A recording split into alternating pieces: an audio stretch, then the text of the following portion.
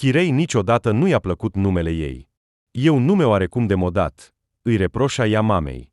Puteai să mă numești altfel, de exemplu, Violeta sau Angela, dar, în ultimă instanță, Natalia.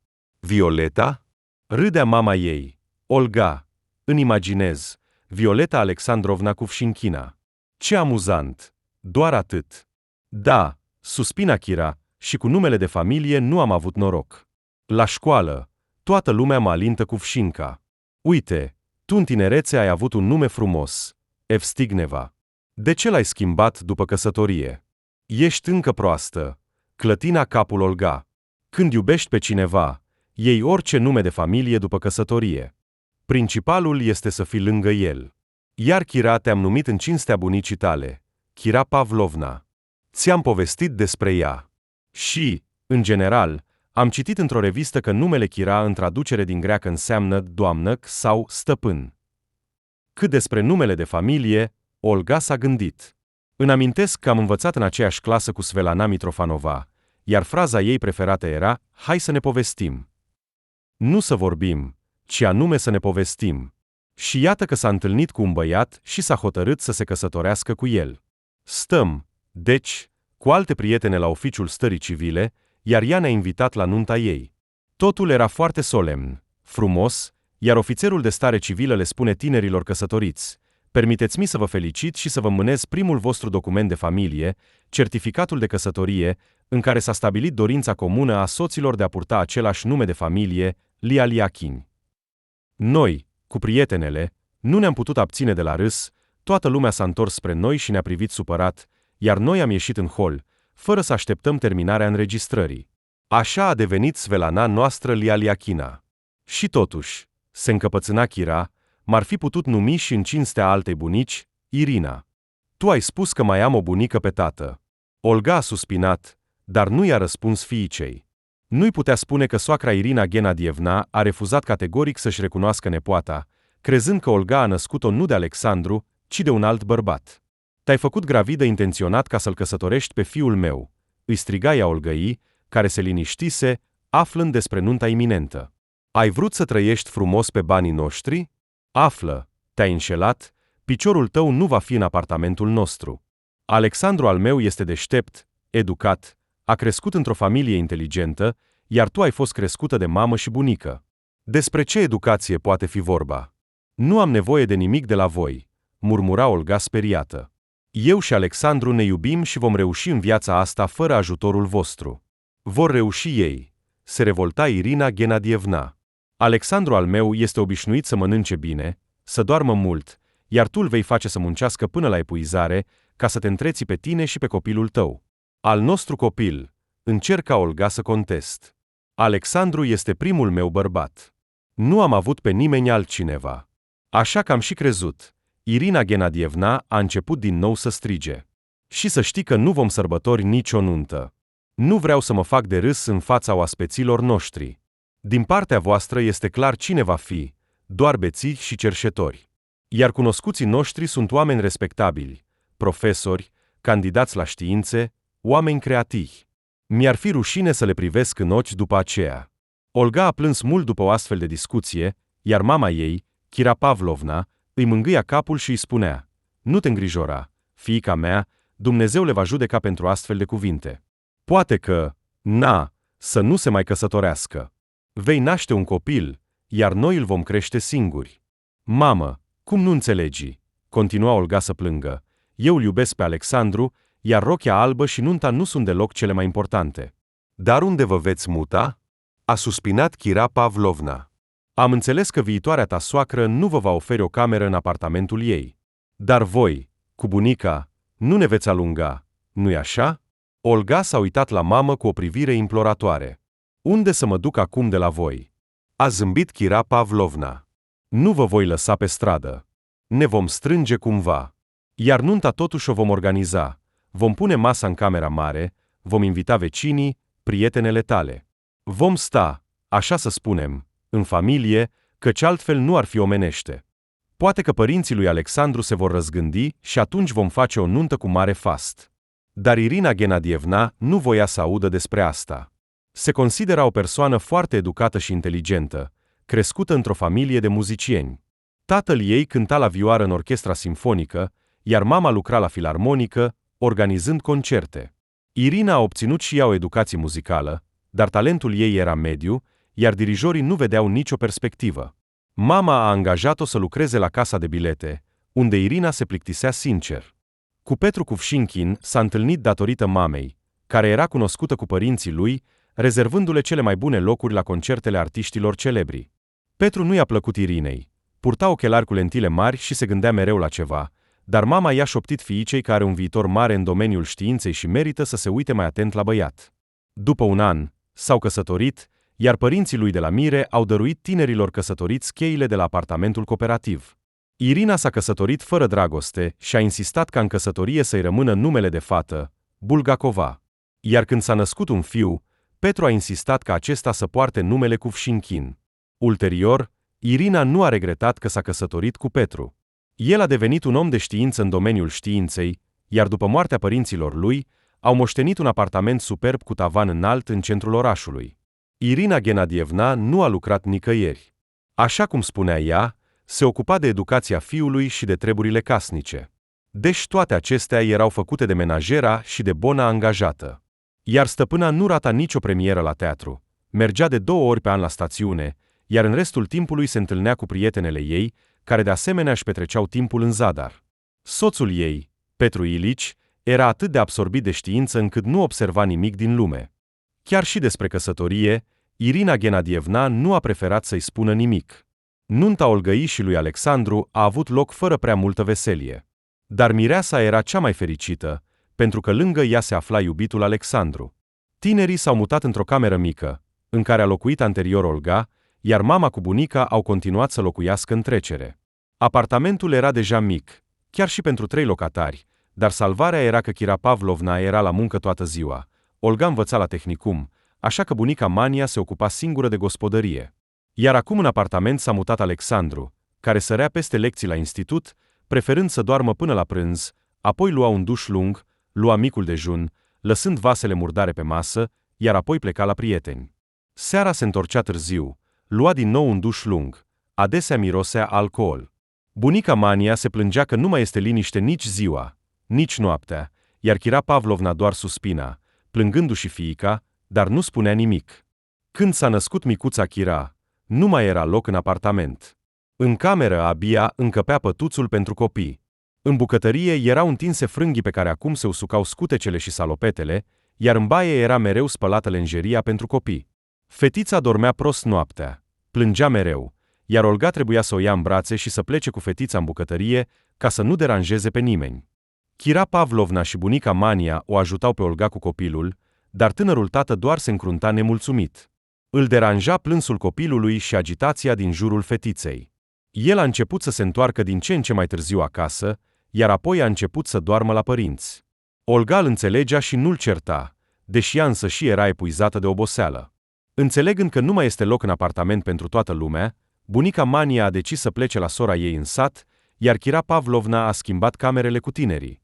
Dar nici asta nu putea salva căsnicia Olgăi și lui Alexandru. Când micuța Kira a împlinit 8 luni, el a declarat că viața de familie îl plictisește și vrea libertate de toate obligațiile. Olga plângea, îndemnându-și soțul să mai aștepte puțin, căci fetița va crește și va deveni mai liniștită. Dar el a declarat brusc: și nu sunt sigur că acesta este copilul meu. Dar cum așa? S-a pierdut Olga. Știi bine că ai fost primul meu. În afară de tine, nu am mai avut pe nimeni. Dar cine știe, femeile, a zâmbit Alexandru. Mama spunea că pentru voi nu e nimic să păcăliți un bărbat. E clar de unde bate vântul. În ochii Olgăi au apărut lacrimi. Desigur, nu te poți contrazice cu mama ta. Ea știe mai bine de la cine am născut copilul. În cele din urmă, Alexandru și Olga s-au certat rău, iar el a plecat, luându-și toate lucrurile. Olga a plâns mult, înfășurându-se în pernă, până când Kira Pavlovna a venit de la muncă și a început să o consoleze. Nimic, vom supraviețui cumva. Îi mângâia fiica pe păr, iar mâinile ei tremurau. I-am spus mereu că nu ești potrivită pentru el. E prea arogant. Și nu prea ai de câștigat de la un bărbat ca Alexandru. În tot timpul cât ați trăit împreună, el doar a mâncat și a dormit, niciodată nu s-a apropiat de copil. Vei întâlni din nou soarta ta și cu siguranță vei fi fericită. Și eu voi fi mereu alături de tine. Mamă, dar eu îl iubesc. Olga și-a ridicat capul și l-a privit cu milă pe mama ei. Poate că Alexandru se va întoarce la mine? Nu, Kira Pavlovna a clătinat din cap. Nu se va întoarce. Și nu te mai trebuie. Te vei da seama de asta cu timpul. Dar Olga tot aștepta ca Alexandru să-și schimbe părerea și să trăiască împreună, și nu a crezut imediat când a primit o notificare de la tribunal că el a cerut divorțul. Ulterior, s-a dovedit că și Kira Pavlovna avea dreptate. Alexandru s-a asociat cu o companie proastă, a început să consume droguri și a murit de supradoză cu câteva luni înainte de a împlini 30 de ani. Când micuța Kira a împlinit 1 an și jumătate, s-a întâmplat o nouă nenorocire. Kira Pavlovna a murit tragic. Se întorcea acasă de la muncă seara și pe trecerea de pietoni a fost lovită de un șofer imprudent, care nici măcar nu s-a oprit, ci a plecat mai departe cu mașina lui. Toată noaptea, Olga nu s-a îndepărtat de fereastră, privind în întuneric, sperând să-și vadă mama. Iar dimineața a primit un telefon, iar o voce masculină, indiferentă, i-a spus că Kira Pavlovna a murit pe loc din cauza rănilor suferite. În apartament au venit oameni necunoscuți, probabil colegi de muncă ai Kirei Pavlovna. I-au exprimat condoleanțele Olgăii. Ea a dat din cap, înțelegând vag ce se întâmplă în jur. Numai după ce a rămas singură în apartament, după mormântare și pomenire, Olga a lăsat lacrimile să curgă. Privea la mama ei, iar micuța Kira a început să plângă. Olga a luat-o în brațe și a strâns-o tare la piept. Așa a stat toată noaptea pe podea cu fetița adormită în brațe, iar dimineața a mers cu ea la cimitir, la mormântul mamei, și a privit mult timp la micul mormânt acoperit cu flori, neînțelegând cum să trăiască mai departe. Olga voia ca bunica Mania să se întoarcă din sat, ca să nu fie singură în apartament, dar aceasta a refuzat să vină, abia aflând despre moartea fiicei, iar în curând a plecat și ea după ea.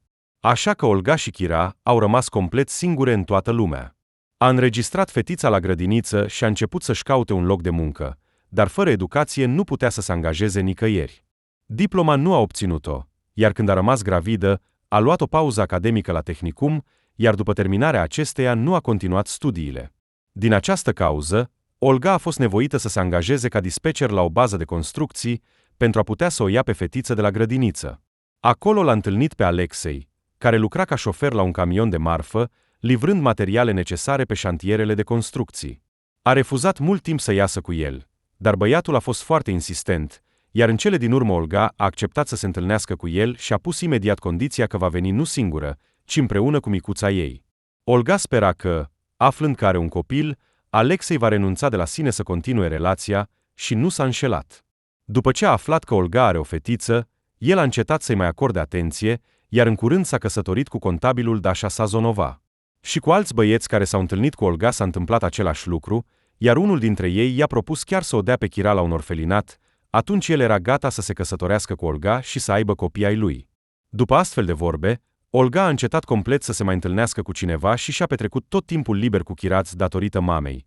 Până la școală, Kira știa deja să citească fluent, să numere, așa că învățătura la școală îi venea ușor, iar învățătoarea o punea exemplu altor elevi. La școală, Kira avea mulți prieteni. Era o fetiță receptivă și bună, dar nu suporta când era jignită și avea o atitudine disprețuitoare față de plângăcioși și slagi. Ea însă și nu se plângea nimănui și nu cerea ajutor, iar dacă își punea un obiectiv, mergea cu încredere spre el. Ajungând în clasele superioare, Kira a decis ferm să devină medic, așa că s-a concentrat serios pe materii precum chimia și biologia. Dar, din păcate, a fost mai greu să intre la institutul medical, nu a avut punctajul necesar. Ca să nu piardă timpul, a depus documentele la școala medicală și în curând s-a văzut pe lista celor admiși în primul an la specializarea asistență medicală. Îi plăcea să învețe la școală, deși era greu. În special, îi era foarte greu cu limba latină. Tot timpul învăța cuvinte pe care nu le înțelegea, musculus, osis, cranium, și nu înțelegea cum poate cineva să le rețină. Îi plăcea în mod special practica în instituția medicală. Desigur, studenții nu erau lăsați să participe la proceduri serioase. Li se încredința doar să distribuie medicamente bolnavilor, să le măsoare temperatura, să le verifice tensiunea arterială sau să transporte bolnavul pe targă pentru examinări ulterioare. Kira aborda foarte responsabil toate sarcinile și în curând deja făcea injecții în cabinetul de proceduri și lua sânge pentru analize. O să fiu asistentă medicală bună, o lăuda asistenta, mătușa Clava. Uite cum te implici în tot. În viitor vreau să devin medic. Chira a fost plăcut impresionată de lauda femeii în vârstă, chirurg. Ce ambiții ai? A clătinat din cap mătușa Clava. Ca să fii un specialist bun, trebuie să înveți mult. O să învăț, a răspuns Chira ferm. Vei vedea, o să reușesc. A luat toate examenele cu note de 5. Olga era mândră de fiica ei și, în același timp, se întrista că aceasta doar învață, fără să-și lase timp pentru viața personală. Ar trebui să te întâlnești cu cineva, îi reproșa ea fiicei. Prietenele tale se pregătesc deja să se căsătorească, iar tu ești tot singură, singurică. Vei vedea, așa îți va trece tinerețea. Mai târziu, mamă, mai târziu, se ferea Chira. Acum nu am timp să mă gândesc la lucruri neimportante. Uite cât de frumoasă ești, iar de atâția ani ești singură, ai putea să te întâlnești cu cineva. O să am timp. Olga nu i-a spus fiicei că de mult timp se întâlnește cu Nicolae, șeful echipei de construcții. El i-a propus de câteva ori Olgăi să se căsătorească și să trăiască împreună, dar ea nu a fost de acord. Și unde vom locui noi? Răspundea ea invariabil. Nu ai apartament al tău, locuiești cu mama într-un apartament cu o cameră, iar eu, deși am 2 camere, una dintre ele este de trecere, iar fiica mea este deja mare, înțelege totul. Hai să mai așteptăm puțin, poate se va rezolva totul. Cu Nicolae se întâlnea pe furși, se plimbau mult pe stradă, mergeau la cinema, iar odată pe an plecau împreună în vacanță. Chira îi spunea mamei că pleacă în vacanță cu o prietenă. Fiica îi credea și chiar o îndemna să se întâlnească cu cineva în stațiune. Olga râdea și spunea că, în afară de Chira, nu are nevoie de nimeni, dar se întorcea din vacanță fericită și odihnită. Apoi, din nou, pe fața ei apărea tristețea. Voia să trăiască împreună cu Nicolae, să aibă grijă de el, să-l întâmpine de la muncă, pregătindu-i cina, iar în weekend să meargă la cules de ciuperci sau să se ocupe de treburile casnice. Desigur, Chira nu ar fi fost împotrivă ca mama să-și organizeze viața personală, dar Olga nu era pregătită să aducă un bărbat în casă, se rușina de fiica ei crescută. După absolvirea școlii medicale și obținerea diplomei, Chira a plecat timp de 2 luni cu brigada de construcții. Nicolae s-a mutat în această perioadă la Olga, iar pentru ea acelea au fost cele mai fericite zile. Hai să ne căsătorim în sfârșit, a propus din nou Nicolae. Dacă vrei, putem închiria un apartament. Fiica ta este deja mare, se va descurca singură. Și, în general, e timpul să ne cunoaștem. O să-i explic Chirei. Cred că va înțelege. O să vorbesc eu cu ea. Olga și-a plecat capul, fiind sigură că ea va fi de acord ca să trăiască împreună. Nu putem ascunde relația noastră toată viața. Chira s-a întors, bronzată și fericită. Mamă, trebuie să-ți spun ceva. A prins-o pe Olga de mâini și a așezat-o pe canapea. Este vorba că m-am întors doar pentru lucruri și că peste 2 zile plec înapoi. Ce? Olga s-a uitat cu uimire la fiica ei. Glumești? Dar ce se întâmplă cu admiterea la institut? Mă voi înscrie anul viitor, a răspuns Chira cu indiferență. Mi-au oferit un loc de muncă la spitalul local, în secția de chirurgie. Pentru mine este o mare experiență și nu pot refuza o astfel de ofertă. De fapt, Chira a mințit puțin. Lucrând în brigada de construcții, și-a întors mâna, iar ea a fost trimisă la spital. Chira a ajuns la consultație cu tânărul doctor Victor Alexivic Koltsov, care a venit aici după absolvirea institutului medical.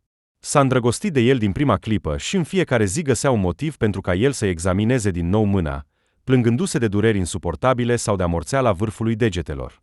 Victor Alexivic o asculta cu atenție și ridica din umeri, iar Chira pur și simplu se topea de atingerea lui și visa ca el să nu-i mai elibereze niciodată mâna. Odată, Chira a avut curajul să-l invite pe Victor Alexivic la cinema. Spre surprinderea ei, el nu a refuzat. După terminarea proiecției, mergeau încet pe alea întunecată. El îi povestea despre studiile sale la institut, despre cât de singur se simte în această pustietate. Dar de ce ați venit aici? S-a mirat Chira. Din câte știu, acum nu sunt repartizări în alte regiuni. Se poate găsi și un loc de muncă în orașul tău. Am decis să plec de la părinți, a suspinat Victor. Mai exact, de la mama. Ea mă controlează mereu. Crede că am rămas un băiețel mic. Din cauza ei, până acum nu mi-am organizat viața personală. Așa că am decis să-i demonstrez că am crescut și că nu am nevoie de protecția ei.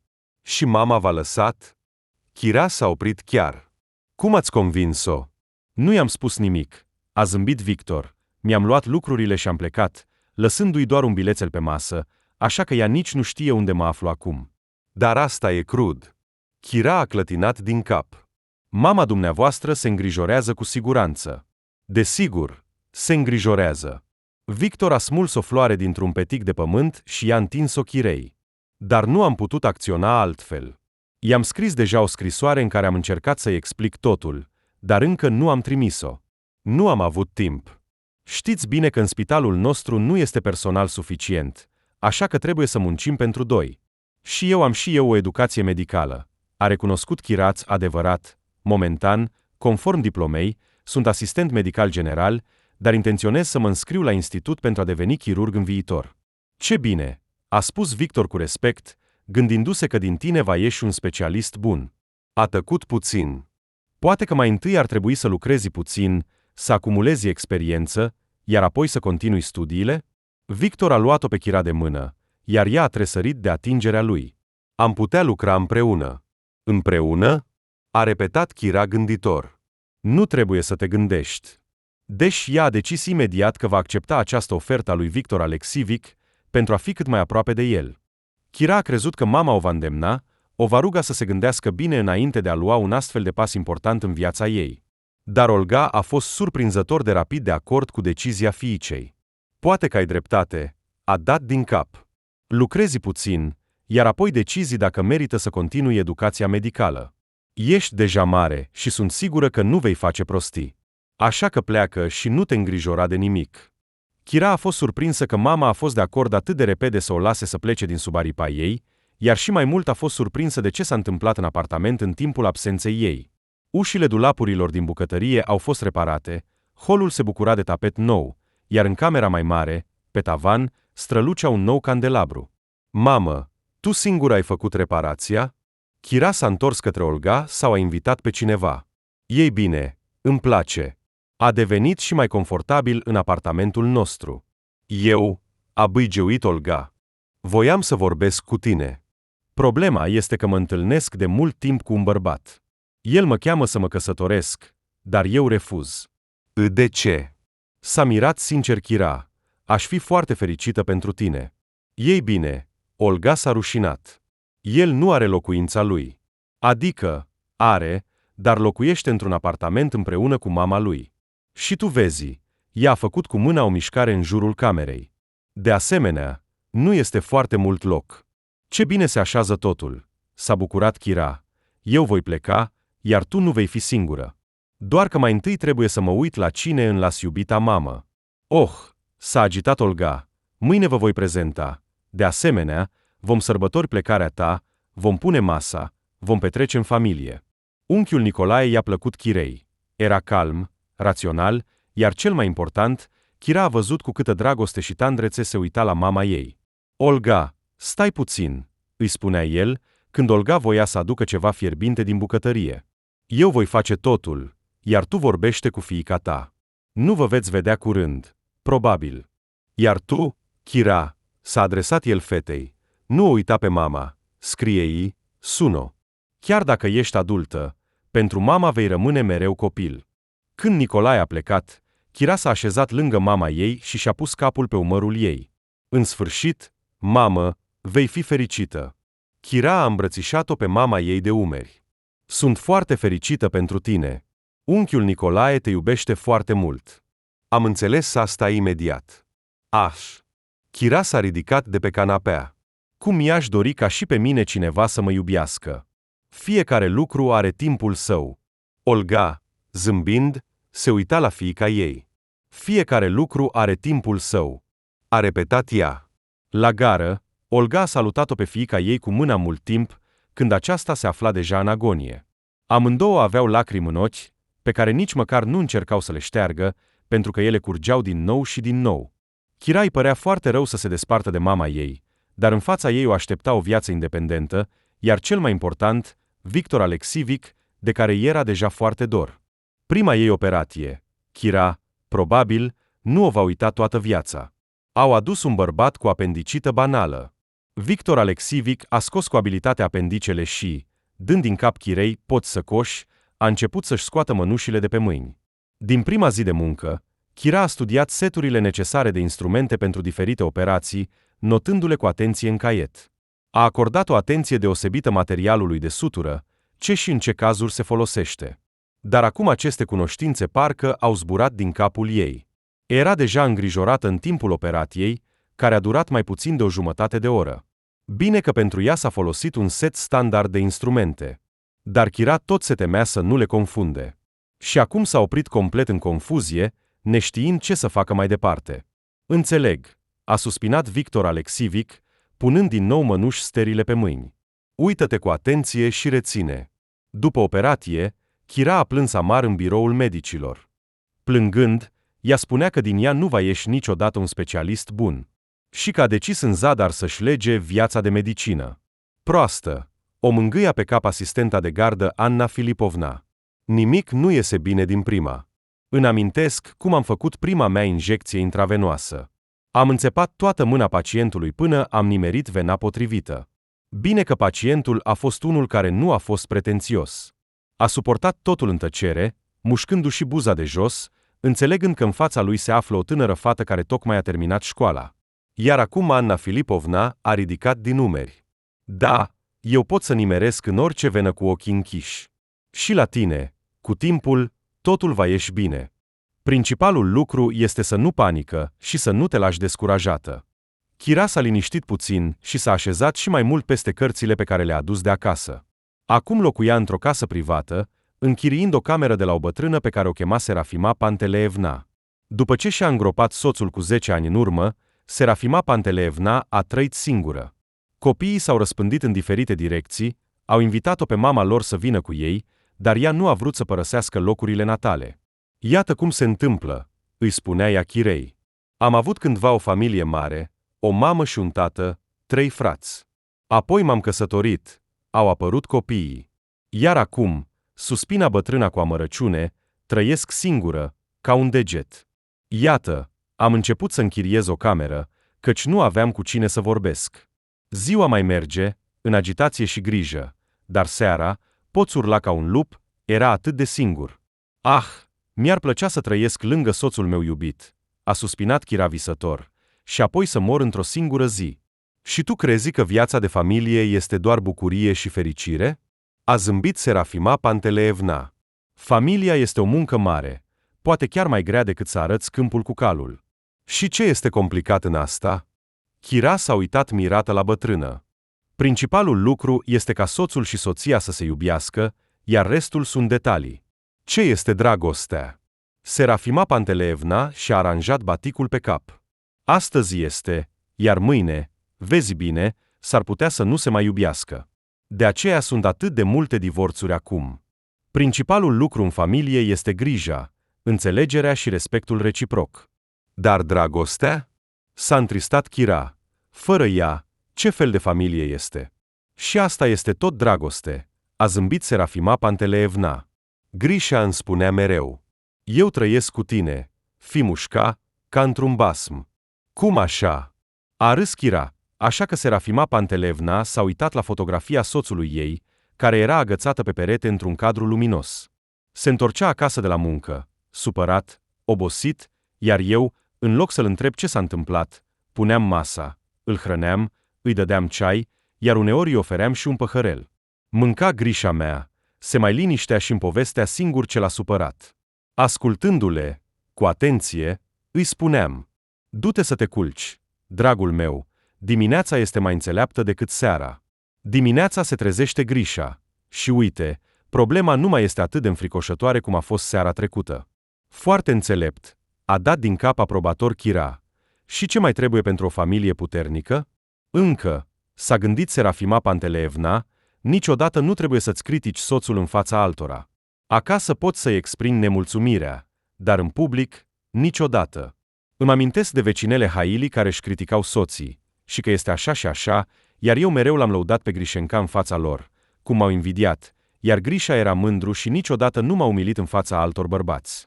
Nu credeți că nu v-ați certat niciodată? Chira s-a așezat mai confortabil pe scaun. Așa ceva nu se poate. Cum să nu ne certăm? A ridicat din umeri Serafima Panteleevna. A fost odată. Dar nimeni nu a auzit certurile noastre, nici măcar copiii. Dacă acumulam nemulțumiri unul față de celălalt, eu și Grisha ne duceam în magazie sau în pădurea din apropiere și acolo ne clarificam relațiile.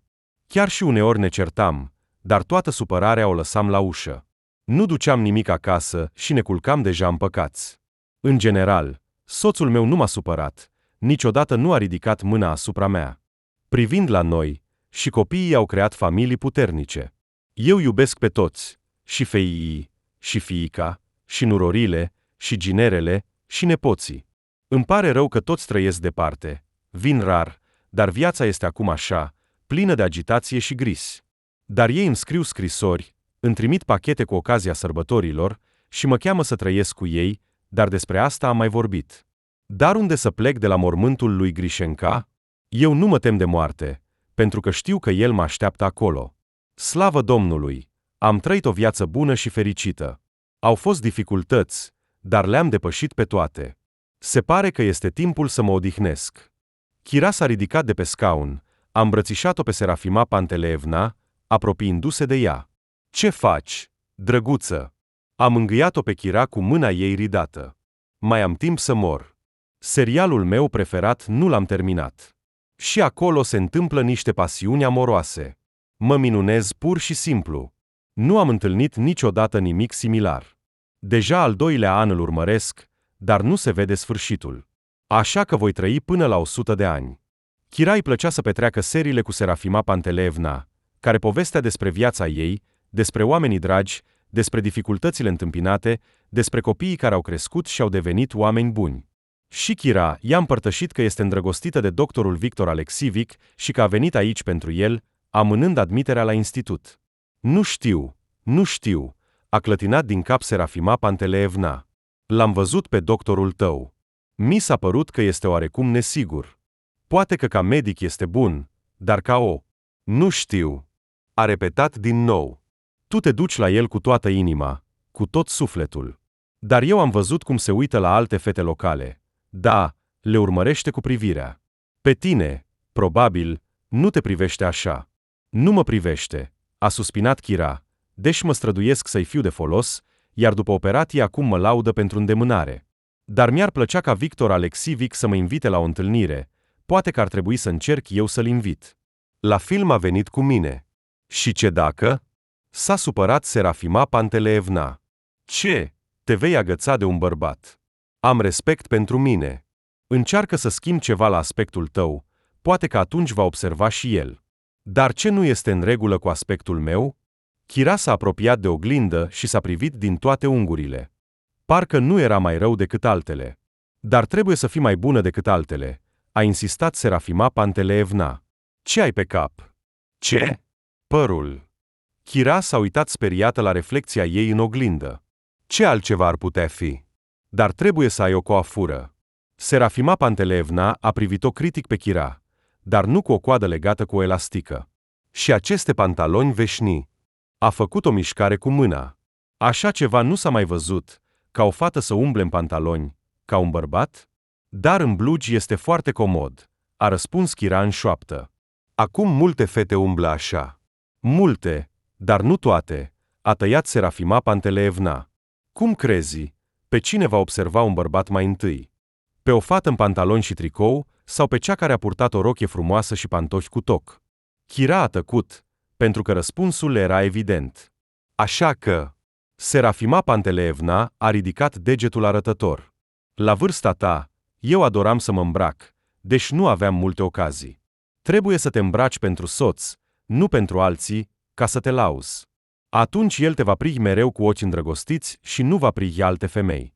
De ce să-i mai trebuiască alta, dacă acasă l-așteaptă o soție frumoasă? Chira a ascultat sfaturile bătrânei și în weekendul următor s-a dus la coafor. Mergea la muncă cu o nouă coafură și își imagina cum Victor Alexivic va fi încântat de noul ei aspect și a fost foarte supărată că el nu a observat-o deloc. S-a închis în toaletă și a plâns mult, neînțelegând ce anume nu este în regulă cu ea. Doctorul o lăuda mereu ca asistentă de operație și niciodată nu a spus un compliment, neavând în vedere că ea este doar o fată și că este îndrăgostită de el. Kira primea adesea scrisori de la mama ei, în care Olga scria că este dor de fiica ei, despre faptul că ea și Nicolae au găsit un teren de vară cu o mică casă pentru a cultiva legumele lor. Citind o nouă scrisoare, Kira înțelegea că mama ei este foarte fericită că acum are un bărbat lângă ea și că în sfârșit a avut o familie, despre care nu îndrăznea să viseze.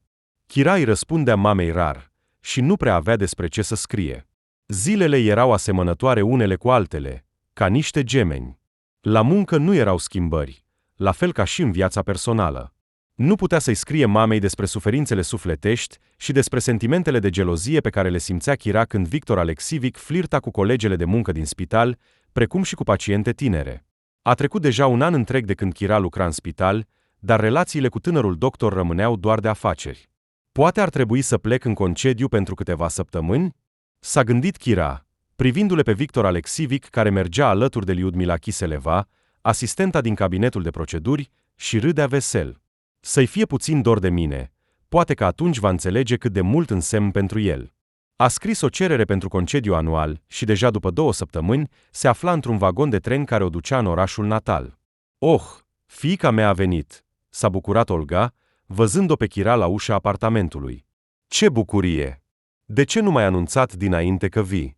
Aș fi pregătit ceva gustos. Intră.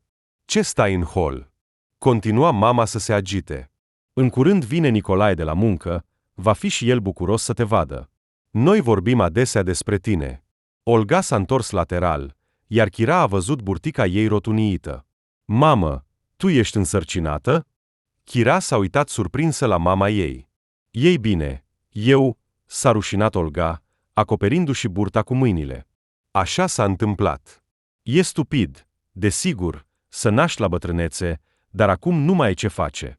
Dar e minunat. S-a bucurat Kira. Am visat mereu să am un frate sau o soră. Oh, a suspinat Olga, nu știam cum să-ți spun despre asta. Nicolae spune că nu este nimic rușinos în sarcina mea. Și tu ești deja adultă. Ar trebui să înțelegi totul. Totul înțeleg. Kira a îmbrățișat-o pe mama ei de umeri. Și te felicit. Apropo, aveți de gând să vă căsătoriți? Așa că noi deja. Olga i-a întins mâna dreaptă, pe degetul inelar strălucea un inel de logodnă din aur. Nicolae m-a făcut să-mi schimb numele de familie, așa că acum nu mai sunt Kuvșinchina, ci Filimonova. De ce nu mi-ai spus despre asta în scrisori? S-a supărat Kira. Nici măcar nu mi-ați invitat la nuntă. Dar n-a fost nicio nuntă. A râs Olga. Ne-am căsătorit la oficiul stării civile, iar acasă am pus masa, am invitat câțiva prieteni apropiați și pe mătușa Rita cu soțul ei, dar tu îi știi.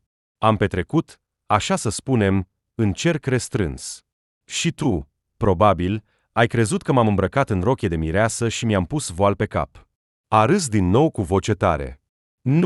Nu am gândit nimic de genul acesta. Kira s-a supărat puțin pe mamă. Pur și simplu nu a avut timp să mai spună ceva, pentru că cheia a foșnit în ușa de la intrare. Nicolae a venit. Fericita Olga a alergat în hol. Avem o bucurie, i-a spus ea. Kira a venit în concediu. Acum toată familia este împreună. La masă, pe care Olga a pregătit-o cu grijă, Nicolae a întrebat-o pe Kira despre muncă, despre oamenii cu care lucrează. Ea a răspuns la toate întrebările lui, omis doar sentimentele ei față de doctorul Victor Alexivic. Olga, neliniștită, își schimba privirea între soț și fiică, deși nu era de ce să se îngrijoreze. Kira și Nicolae vorbeau liniștit și erau mulțumiți unul de celălalt. Când Kira se afla deja în pat în camera ei, Olga a bătut ușor la ușa ei și a intrat. Nu dormi? A întrebat ea în șoaptă. Nu, a răspuns Kira tot în șoaptă. Dar tu de ce nu te culci? Cum pot să dorm când fiica mea a venit? Olga s-a așezat pe marginea patului. Vroiam să știu dacă a apărut un tânăr în viața ta, poate că e timpul să te pregătești de nuntă. Și-a aranjat plapuma. Uite ce frumoasă ai devenit. Da, cum să-ți spun? Kira s-a așezat, sprijinindu-se cu spatele de pernă. Parcă este, dar parcă nu este. Cum așa? S-a mirat Olga. Nu înțeleg nimic. Sunt îndrăgostită de tânărul nostru doctor, dar el nu acordă nicio atenție. A suspinat Kira, ca asistentă de operație mă laudă, Spune că pur și simplu nu își imaginează cum ar putea face operații fără mine. Dar în rest, Kira și-a întors capul spre perete. Chiar mi-am schimbat coafura pentru el și m-am îmbrăcat mai modern, dar totul este în zadar. Și băiatul este demn. Olga s-a uitat atent la fiica ei. Poate că ți-ai imaginat un ideal, iar în realitate. Oh, ce spui, mamă? Kira l-a privit cu reproș pe mama ei. Victor Alexivic, el este așa, este cel mai bun. Dacă ai fi văzut cum este el în timpul operației, atât de serios și responsabil, pacienții îi mulțumesc mereu. Fără el, probabil, ar fi murit. Da, doctori buni sunt puțini acum. Olga s-a ridicat de pe pat. Dar dormi, mâine este zi liberă și vom fi împreună toată ziua. Kira s-a trezit de la mirosul delicios de clătite, care pătrundea în cameră chiar și prin ușa bine închisă. La început, nici nu a realizat imediat unde se află, dar apoi a zâmbit și, întinzându-se dulce, a sărit din pat. Bună dimineața! Olga a zâmbit cu bâlâândețe fiicei ei. Să te așezi la masă, am făcut clătite. Mănâncă-le cât sunt calde. Dar unde este unchiul Nicolae? Kira a înmuiat o clătită în smântână. A plecat la muncă, Olga a întors cu îndemânare clătita în tigaie. Acum este cea mai aglomerată perioadă pe șantier, așa că lucrează chiar și în ziua liberă. Dar cu ce ne ocupăm noi? Sau vrei să te întâlnești cu prietenele? Chiar, de ce să stau acasă, iar eu voi pregăti prânzul? După micul dejun, Kira a ajutat-o pe mama ei să strângă masa, apoi s-a îmbrăcat și a ieșit afară. Mergea pe alee și visa cât de bine ar fi fost dacă acum ar fi mers alături de Victor Alexivic. Oh! A exclamat ea, dând peste o fată. Kira Kuvshinkina. S-a bucurat aceasta. Kira s-a uitat mai atent și a recunoscut-o pe colega ei de la școala medicală, Olesia Klimova. Olesia. A îmbrățișat-o pe fată. Nu mă așteptam să te văd. S-au așezat pe o bancă din apropiere și au început să schimbe noutăți despre ele, despre cunoștințele comune. Eu am venit doar pentru o zi în oraș, a spus Olesia. Pe perioada de vară m-am angajat la o bază turistică în punctul medical. Am venit să iau medicamente și mâine plec înapoi. Ah, știi cât de bine este la baza turistică? Pădure de pini, râu și turiști, printre care sunt și băieți tineri și simpatici. Chiar am început o mică poveste de dragoste cu unul dintre ei. Ascultă, hai cu mine? Te vei odihni odată în concediu, poate că te vei întâlni cu cineva. Vei locui cu mine, am o cameră separată în căsuță, nu ne vom deranja. Ei bine, nu știu, a răspuns Kira nesigură. Eu abia am venit. Mă tem că mama se va supăra. Așa, Olesia s-a ridicat de pe bancă. Dacă te răzgândești, ne întâlnim mâine la 7:30 la autogară. Dacă pleci, nu vei regreta. Promit. Ei bine, pe curând. Trebuie să iau medicamentele pentru care am venit. Kira a mai mers puțin pe alee și s-a întors spre casă, gândindu-se la propunerea Olesiei. Sincer, Kira se simțea puțin în plus lângă mama ei și unchiul Nicolae.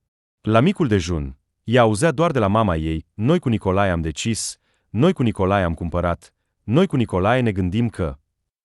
Kira se bucura pentru mama ei că în sfârșit și-a găsit fericirea, dar totuși se simțea puțin geloasă pe ea, și pe unchiul Nicolae, și pe viitorul lor copil. Așa că invitația Olesiei de a merge împreună la baza turistică a fost foarte binevenită. Dar cum să-i spună mamei despre asta, fără să o supere? Dar Kira i s-a părut că Olga s-a bucurat chiar când Kira a spus că vrea să plece la baza turistică pentru a se odihni în aer liber. Și într-adevăr, Kira pleacă. Mama se agita, punând în fața fiicei un bol cu supă. În oraș nu ai ce face, poți muri de plictiseală. Iar acolo te poți bronza și te poți bălăci în râu cât vrei. Concediul este dat pentru a te reîncărca cu energie. Vei sta acolo o săptămână și apoi te vei întoarce la noi. Vei trăi până la plecare. Kira s-a supărat puțin pe mama ei că nu a încercat să o convingă să rămână, dar nu a arătat și, în dimineața următoare, deja stătea la autogară, așteptând să apară Olesia. La baza turistică, care se numea fabulos Lucomori, Kira i-a plăcut. Se odihneau în principal familii cu copii, dar erau și mulți tineri care, la fel ca ea, se distrau vesel pe plajă, iar seara dansau la discotecă pe muzică veselă. Uneori, ziua, Kira o ajuta pe Olesia în punctul medical, tratând rănile de la tăieturi sau făcând bandaje. Îi povestea despre munca ei ca asistentă chirurgicală, iar Olesia suspina cu invidie. Timpul a trecut fără să-și dea seama, 2 săptămâni și jumătate, iar cu o zi înainte de plecarea ei, Chira s-a întors acasă. Cum ai bronzat? S-a minunat Olga, îmbrățișând-o pe fiică. Credeam că te întorci mai devreme. Dar nu-i nimic, mai avem timp să fim împreună, să vorbim. Mamă, eu plec mâine dimineață. Chira s-a uitat vinovată la mama ei. Concediul se termină, trebuie să mă întorc la muncă în câteva zile. Cum? În ochii Olgăii au apărut lacrimi. Noi nici măcar nu ne-am văzut cum trebuie. Unchiul Nicolae voia să-ți arate terenul de vară pe care l-am găsit. Data viitoare, a zâmbit Chira, voi veni peste un an și atunci voi petrece tot concediul cu voi. Chira își convingea mama să nu o conducă la gară și acum stătea în vagon și observa alți pasageri. Iată o fată care se strânge afectuos de un tânăr, care îi mângâie părul și îi spune ceva. Și pentru ei nu există nimeni altcineva pe lume. Iată o femeie în vârstă care îi dă unui bărbat solid un pachet cu plăcinte, iar el se încruntă supărat și îi respinge mâna. Trenul se îndepărta încet de gară, iar Chira stătea la fereastră și zâmbea. Își imagina cum se va bucura Victor Alexeevici când o va vedea, o va lua de mână și îi va spune că i-a fost foarte dor de ea. Se vor îmbrățișa, iar el o va săruta chiar. Apo. A tresărit auzind vocea tare a conductoarei. Pregătim biletele. Chira zbura spre muncă, ca pe aripi. Salut, Chira. În coridorul spitalului s-a întâlnit cu Liza Marcova, asistenta de gardă. Cum te-ai odihnit? Se vede că bine, ai înflorit, ai bronzat. Și noi, știi ce noutăți avem? A coborât vocea. Doctorul nostru, Victor Alexeevici, a demisionat și a plecat. Iar după el, Liudca Chiseleva a depus cerere de demisie. Se spune că este însărcinată cu Kolțov, de aceea a decis să fugă. Dar de Liudca nu poți scăpa. A râs Liza. Ea îl va scoate pe Victor Alexeevici din pământ și îl va face să se căsătorească cu ea. Dar cum te-ai odihnit? A întrebat din nou Liza. Bine, a răspuns Chira, palidă, și a mers mai departe pe coridor, fără să asculte ce îi spunea Liza, a intrat în biroul medicilor și a văzut un bărbat cu părul alb, necunoscut, îmbrăcat în halat alb, care stătea la masă și scria ceva. Bună ziua! A salutat Chira politicos. Bărbatul a ridicat privirea și s-a uitat la ea cu interes. Bună ziua! A răspuns el. Se pare că nu ne cunoaștem. Permiteți-mi să mă prezint. Mă numesc Evgeni Ilici Tkachev. Sunt noul vostru chirurg, trimis aici de Ministerul Sănătății. Eu sunt Chira, mai bine zis, Chira Alexandrovna Kuvshinkina, asistentă de operație. Am auzit multe despre tine, a zâmbit Evgeni Ilici. Cred că ne vom înțelege bine. După schimb, Chira mergea spre casă, cu capul plecat. S-a întâmplat ceva la muncă? S-a îngrijorat Serafima Panteleevna, uitându-se la Chira. Hai să bem ceai și să-mi povestești tot. Ce să povestesc? A făcut Chira cu mâna. Știți și voi, probabil, tot. Te referi la doctor, nu? A zâmbit bătrâna. Ai găsit pe cine să te întristezi. Ți-am spus de la început că este un bărbat nesigur. Dar cum așa? Lacrimile curgeau din ochii Chirai. Îmi plăcea atât de mult. Chiar visam că ne vom căsători cu Victor Alexeevici și vom lucra împreună toată viața, ajutându-ne unul pe altul, atât la muncă, cât și acasă.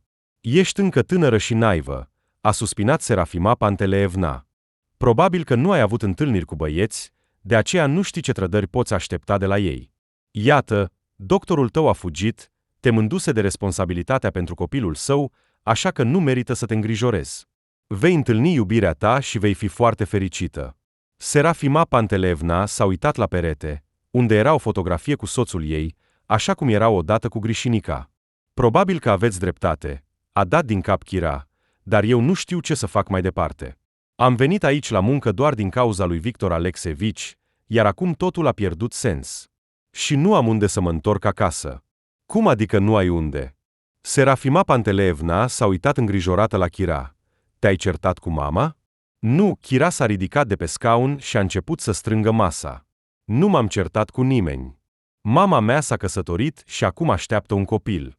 Desigur, mă bucur pentru ea, dar apartamentul nostru este mic, iar când se va naște copilul, nu va fi loc deloc. Și, în general, a tăcut puțin. Mă simt în plus acolo. Nimeni nu mă va da afară din apartament dacă mă întorc, dar cred că nu vor fi foarte bucuroși. Așa că voi rămâne aici pentru o vreme. Serafima Panteleevna s-a ridicat și ea de la masă. Acolo vom vedea cum va decurge viața. Mă duc să văd știrile la televizor. Trebuie să știi ce se întâmplă în lume. După ce s-a gândit puțin, Kira a decis să rămână pentru moment. În plus, i-a plăcut foarte mult să lucreze cu Evgeni Ilici, care efectua operații profesionali, comentând fiecare manevră, pentru ca Kira să înțeleagă ce se întâmplă pe masa de operație. Dar nu te-ai gândit niciodată să continui studiile în domeniul medicinei? A întrebat el odată pe Kira. Ești o fată foarte capabilă și cred că în viitor ai putea deveni un specialist bun. Da, plănuiam să mă înscriu la Institutul de Medicină după terminarea școlii. A dat din cap. Dar circumstanțele s-au schimbat și iată-mă aici. A privit în jurul încăperii. Acum, probabil, este deja prea târziu și nici nu voi trece examenele de admitere. Am uitat toată teoria. Dar ai experiență, s-a entuziasmat Evgeni Ilici, iar eu te voi ajuta să te pregătești pentru examenele de admitere. Avem destul timp, așa că vom recupera totul. El se adresa întotdeauna Kirai cu dumneavoastră, iar acest lucru o făcea să se simtă puțin jenată. Dar totuși îi plăcea, de parcă Evgeni Ilici vorbea cu ea ca cu o colegă de egală valoare. Evgeni Ilici a invitat-o de câteva ori pe Kira la el acasă, dar ea nu s-a hotărât încă să-l viziteze pe doctor și pe soția lui, Nina Petrovna, care venise împreună cu soțul și acum lucra și ea ca pediatru în spital. Kira știa că Evgeni Ilici și Nina Petrovna au copii și deja nepoți, de care le era foarte dor. De ce ați plecat? A întrebat Kira odată, când se odihneau după o operație. Și el povestea din nou despre familia lui. Cum să-ți spun? A răspuns Evgeni Ilici, gândindu-se puțin. Tot aceeași problemă cu locuința. Fiica s-a căsătorit, a adus acasă soțul, apoi au avut copii, iar ginerele nostru este cumva. Ei bine, pe scurt, totul este bine pentru el. Iar fiic a tăcut din nou. Desigur, și-ar fi dorit să fie singura stăpână în bucătărie. Soția mea, Ninoca, se supăra, plângea după ce fiica o certa pentru terciul fiert greșit, chiftelele puțin arse, deși înainte de căsătorie îi plăcea cum gătea mama. Când mi s-a propus să mă transfer în acest spital, nu am ezitat, am acceptat imediat. Mai ales că mi-au oferit un apartament de serviciu. Ninoca a demisionat și ea din policlinica ei și a venit cu mine. Așa că nu ne pare rău că am plecat. Relațiile cu fiica s-au îmbunătățit. Desigur, ne e dor de nepoți, dar nimic, vom merge în vacanță, îi vom vizita. Și eu îmi este dor de mama. Am părtășit Kira și în curând voi avea un frățior. Mama a scris că vrea să-l numească Kiril. Eu sunt Kira, fratele este Kiril. Ce fain! În ultima vreme, Olga îi scria fiicei rar, iar scrisorile ei erau oarecum lipsite de bucurie. La Serafima Panteleevna în casă era telefon, iar Kira i-a dat mamei numărul. Dar Olga prefera scrisorile. De asemenea, între telefoanele interurbane și convorbirile costau scump, iar acum, când a intrat în concediu de maternitate, fiecare bănuț conta. Kira era foarte îngrijorată pentru mama ei, deoarece în scrisori se plângea de tensiune arterială crescută, umflături la picioare, dificultăți de respirație. Kira și-a împărtășit temerile cu Nina Petrovna, iar aceasta a insistat ca Olga să se prezinte neapărat la spital și să rămână acolo pentru supraveghere. Kira i-a scris despre asta mamei, iar aceasta a promis să asculte sfaturile doctorului. În ultima vreme, scrisorile de la mama nu mai veneau, iar Kira se gândea că în curând va primi vestea că frățiorul ei a venit pe lume și chiar a cumpărat pentru el cadouri, un ursuleț de pluș și câteva zornăitoare colorate. Kira! Serafima Panteleevna s-a repezit către fată, imediat ce a pășit pragul. Te-a sunat un bărbat pe interurban. S-a prezentat ca unchiul Nicolae. Oh, s-a bucurat Kira. Și ce a spus? Probabil că voia să te bucure că mi-a venit fratele. Nu a spus nimic. S-a încruntat Serafima Panteleevna. Te-a întrebat, dar eu i-am spus că ești la muncă. Te întorci după ora 7 seara. Atunci el a spus că va suna mai târziu. Abia a spus asta, când telefonul a sunat cu apeluri scurte. Alo. Kira a apucat receptorul. Unchiul Nicolae, ești tu? Ce mai face mama? Totul e bine? Mama ta a murit. A auzit vocea unchiului Nicolae, iar receptorul a fost pe punctul de a-i scăpa din mână. Vinoci, înmormântarea este poimâine. În receptor s-au auzit scurte sunete. Ei bine, a născut mama ta? Serafima Panteleevna voia să o felicite pe Chira, dar, văzându-i fața umflată, s-a oprit. Ce s-a întâmplat, drăguță? Mama a murit. A șoptit Chira, strângând receptorul la piept. Dar copilul? Serafima Panteleevna și-a acoperit gura cu mâna. Nu știu. Chira a clătinat încet din cap. Nu știu nimic. Trebuie să plec urgent acasă. S-a uitat la bătrână cu o privire pierdută. Astăzi. O, Doamne! Serafima Panteleevna s-a făcut cruce la icoana care atârna în colț. O, Doamne! A repetat ea. Așa că, în 2 ore, de la gară vine un tren. S-a agitat. Pregătește-te. Nu te îngrijora. Mâine voi merge la spital, voi rezolva tot pentru tine. Acolo lucrează oameni, așa că toată lumea va înțelege. Și încă ceva. A deschis dulapul, a scos de pe raftul de sus, de sub lenjerie, bani și i-a întins Chirai. Ia-i, îți vor fi de folos. Nu trebuie. Chira a tras mâna înapoi. Trebuie. Serafima Panteleevna a pus bancnotele în palma Chirai. Du-ți mama pe ultimul drum cu demnitate. Of, sărmana mea fetiță! A îmbrățișat-o pe Chira și a început să plângă. Săraca mea! În vagonul trenului, Chira stătea pe patul de jos, sprijinindu-și capul de geamul rece, și nu putea să creadă că mama ei nu mai este. Deci unchiul Nicolae a decis să glumească pe seama ei. Deodată a zâmbit. Știa că nu o vor lăsa să plece de la muncă. Așa că a inventat că mama a murit, ca să o vadă și pe frățiorul nou-născut. Ei bine, desigur, a zâmbit din nou. Și eu, prostul, am crezut. Îmi pare rău că nu am luat cadourile pentru Chiril. Nu a fost timp pentru asta. A ajuns acasă cu o stare bună și nici nu a observat capacul sicriului care stătea pe casa scării lângă apartamentul lor. Mamă! A strigat Chira cu voce tare, intrând în hol. De ce avem ușa deschisă? Chira a venit. În hol a fost întâmpinată de vecina, mătușa Lida, cu un batic negru pe cap. Fata a reușit să se despartă de mamă. Mamă! A strigat din nou Chira și a intrat în camera mare, în mijlocul căreia se afla sicriul în care zăcea Olga, acoperită cu o pânză albă ușoară. Mamă! Buzele Chirai au tremurat. Mamă! A spus deja în șoaptă. Tot ce a mai rămas în minte era vag. Oameni, lumânări, cimitir, mormânt, coroane. Cineva se apropia de ea, îi mângâia părul, își exprima condoleanțele, oferea ajutor, dar ea se simțea ca într-un stupor, nu înțelegea nimic și nu reacționa la nimic. După pomenire, când toți s-au dus, Chira a continuat să stea la masă în cameră, neputând să se ridice. Ce crezi să faci cu copilul? S-a așezat lângă ea vecina, mătușa Lida. Cu ce copil? Chira s-a uitat la ea cu ochii plini de lacrimi. Despre ce vorbești? Cum cu ce? S-a mirat vecina. Cu fratele tău. Băiatul s-a născut sănătos, dar mama ta. Mătușa Lida s-a întors și și-a șters lacrimile cu batista. Probabil că va trebui să-l înregistrăm la casa de copii. De ce la casa de copii? Chira a întrebat din nou, încruntându-se. Are tată și eu. Tată! A râs mătușa Lida. Iată tatăl lui. A arătat spre canapea, unde dormea unchiul Nicolae. Trecuse a 3-a zi și nu se dezmeticea. Crezi că va avea încredere în copil? Nu, copilul are drumul direct la orfelinat. Nu, Chira s-a ridicat și a lovit cu pumnul în masă. Nu se va întâmpla asta. Îl voi crește eu pe fratele meu, în memoria mamei. S-a uitat la fotografia Olgăi cu panglica neagră și a început să plângă. În memoria mamei, a repetat ea.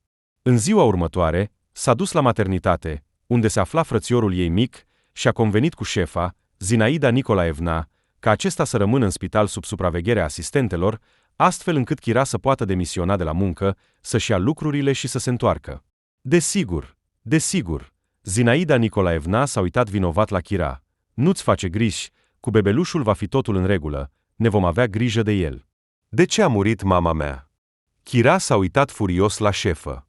Nu s-a putut să o salvezi? Am făcut tot ce a fost posibil. a răspuns Zinaida Nicolaevna evasiv. Dar mama ta avea probleme de sănătate, și în plus, și vârsta. A ridicat din numeri. Înțeleg. Chira a plecat cu capul plecat spre ieșire. Sper că măcar cu fratele meu nu se va întâmpla nimic rău, cât timp va fi la voi.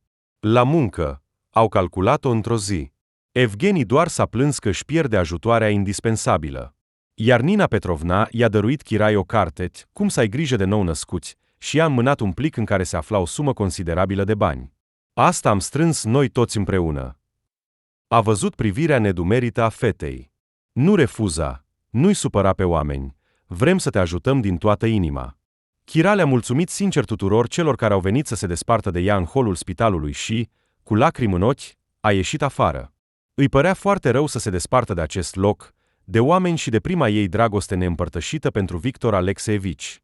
Nu știa ce o așteaptă în viitor, dar era pregătită pentru orice dificultăți care îi se vor ii pe calea vieții. La maternitate pentru micuțul Kiril, Chira a venit împreună cu unchiul Nicolae. După ce au completat toate documentele necesare, așteptau cu nerăbdare să le aducă copilul, înfășurat într-un pachet cald albastru, pe care Chira îl cumpărase din timp. În timp ce Chira călătorea cu trenul, a citit cu atenție cartea pe care i-a dăruit-o Nina Petrovna, dar toate informațiile au ieșit din capul ei, de îndată ce Kiril a ajuns acasă. Așadar, ce trebuie să fac mai întâi? S-a agitat Chira. Să-i dezinfectez buricul cu verde de briliant, să-l hrănesc sau să-l spăl. S-a uitat neputincioasă la unchiul Nicolae, care stătea în mijlocul camerei și se uita speriat la micuțul său fiu. Chira, tu singur. S-a dat înapoi spre ușă. Eu mă duc la magazin. Trebuie să cumpăr produse. Frigiderul este complet gol.